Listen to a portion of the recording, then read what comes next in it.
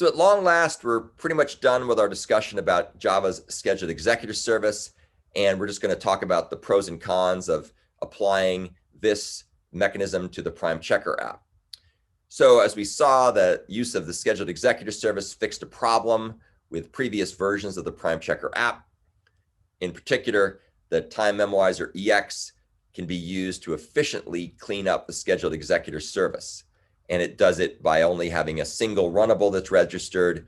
And the nice part, of course, is that this keeps the memory from expanding indefinitely. But the particular thing that we want to note here is the fact that the scheduled executor service is used with only a single runnable. And therefore, we don't have to worry about there being an excessive use of memory to keep track of runnables for each key value pair. So I think this is arguably the coolest of all the different PrimeChecker apps that we've looked at.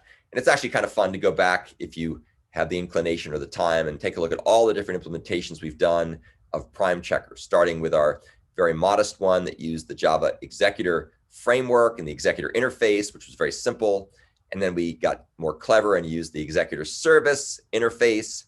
And then we got even more clever and we used the mechanisms based on the executor completion service. And then we talked about various types of memoizers that we introduced over time. Initially, one that was implemented in a very interesting way by using the future task. And then we talked about how to use Java 8 implementations with concurrent hash map. And then we talked about how to use several variants of the Java scheduled executor service in order to overcome some of the limitations with the earlier memoizer.